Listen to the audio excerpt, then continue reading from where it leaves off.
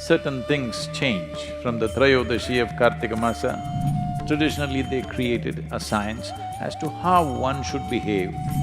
So, the significance of the festival has largely been ignored. It is time to bring this back so that you don't sink down. Do not become susceptible to various negative forces which are always working upon us.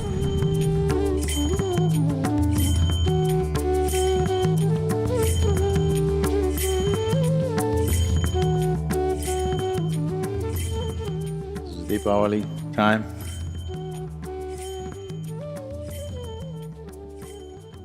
What is the significance of this? This is a festival which always comes in the month of Kartika as per the lunar cycles on the 13th day, which is called as Trayodashi. The 13th day of the Kartika month is the festival.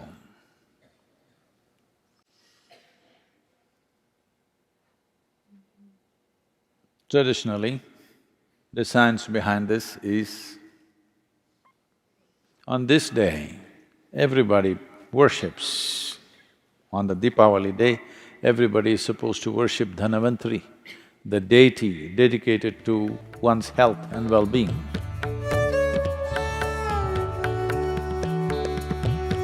Today the word Dhanavantari has almost become synonymous with a doctor. Dhanavantari or the deity Dhanavantari is supposed to be the source of Ayurveda, the science of long and healthy lives. Well, lot of North Indian people, lot of North Indian people. So, I don't know when they did this, because the nature of the language is like that.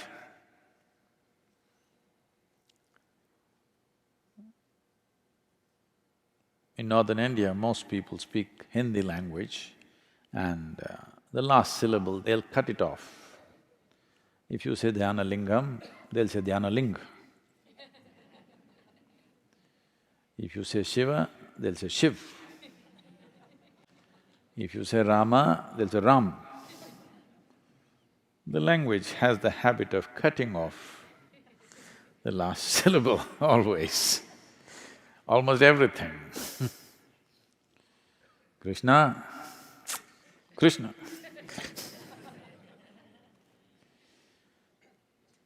Deepawali, Diwali.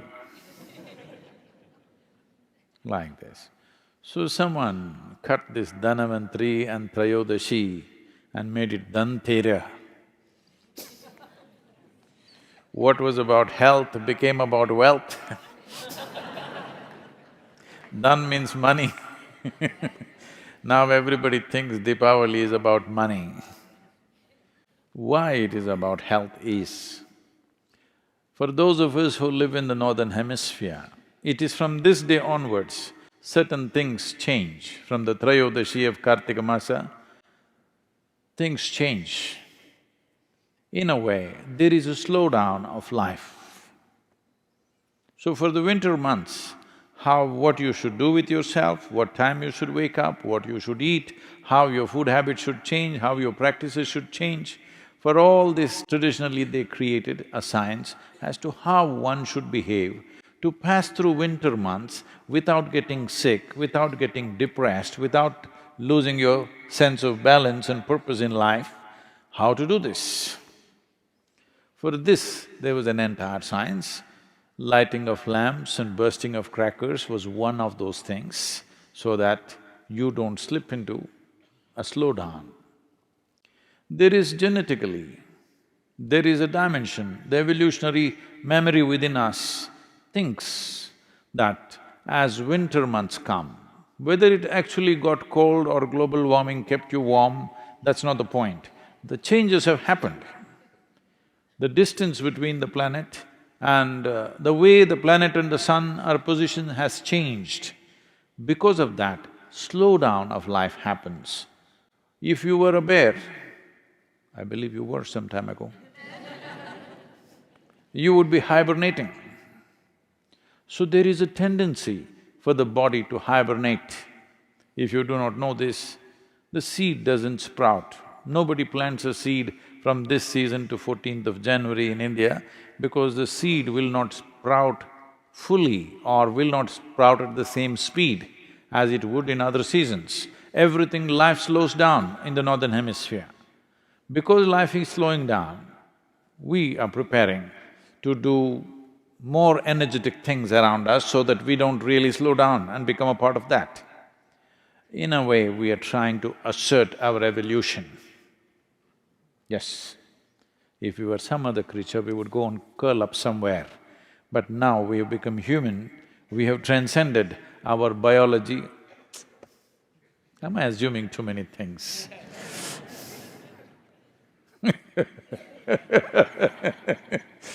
You are supposed to have transcended your biological tendencies. So, to transcend this, there's a whole lot of activity created so that you don't go into a hibernating kind of state. Physically slow down, mentally little bit of depression could easily happen in everybody because the season is like that. In colder countries, definitely people experience this. Huh? Yes or no? Because things have slowed down within you. In the northern hemisphere, not just you, everything has slowed down because our relationship with the sun has changed, which is the basic source of life. The basic source of energy on this planet is sun. Not because you came up with a solar panel, it's always been so. Now, because the northern hemisphere, its relationship with the sun has changed, you're looking away from the sun. There is a slowdown from this month, the 13th day of this lunar month, which is called as the Kartika Trayodashi. So to make up for this, in India there are various things done. From this month onwards, normally, traditionally, the roles of males and females are interchanged at this time. For example, it is a part of daily activity for a woman, not anymore, in rural India still, that first thing in the morning, she cleans the front of her house and draws some geometrical figures.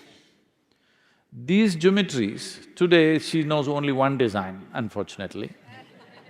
She keeps putting the same thing, or she got it painted, or she has a template and she puts it. Otherwise, she is supposed to use rice flour and every day, Monday, Tuesday, like this, every day of the week, she is supposed to draw a specific design, geometric design, to attract a certain kind of energy into her home. If it's a full moon day, a certain kind of design. If it's a new moon day, a certain kind of design. So 28 patterns were there, which people knew on which day what to put. So during these months, it'll become the duty of the men to do this. And this is the only month where men are supposed to go out singing on the street in the morning. Early morning, they're supposed to go singing on the street. Even today, a small number of people are doing this. In rural India to some extent, in urban India, once again a little bit of revival is happening. Today we have become very large cities, otherwise if you lived in a village, everybody who lives there needs this beat of drum and music to reverberate in their system so that they don't hibernate, so that their systems don't slow down. So Deepawali is about that. If you cannot see the light, that's why the crackers, so that you anyway wake up. At 4:30 in the morning, they will start bursting crackers all over the town so that everybody wakes up and everybody becomes alive. Because it is important in the winter months that you come up before the sun. The first ray of sun should not hit a blade of grass or some other worm or insect. The first ray of sun must hit you. This is the commitment. That is why before sunrise, everybody is out to receive the first rays of sun upon themselves, not upon the ground. So, the significance of the festival has largely been ignored, but still people are singing a bit and bursting crackers a bit. It is time to bring this back, especially in colder weathers. This would be wonderful if some of these things are revived, because Diwali is not a religious festival, it's got something to do with our geographical location on this planet. Because we are in the northern hemisphere, these changes are happening to us, to our bodies, to the plants, to the animals, everything it's happening. You see, everything slows down. But if you slow down within yourself, mentally if you slow down, you will become little dim. Physically if you slow down, you will become susceptible to various other ailments which you may not be susceptible if your body is vibrant and alive. If this body is vibrant and alive, there are 1,000 infections within you right now, but you don't get sick because body is alive and vibrant. If little slowdown happens, all these little things become major problems within you. This is why the whole thing about Dhanavantari, the science of health and well-being, that it must be kept alive till 14th of January, everything must be kept alive. You need music, you need more light, you need lamplight, you need all kinds of things to keep the atmosphere alive for yourself so that you don't sink down and do not become susceptible to various negative forces which are always working upon us. It is just that some are sailing above it, some are sinking into it. So this is the significance of Deepawali.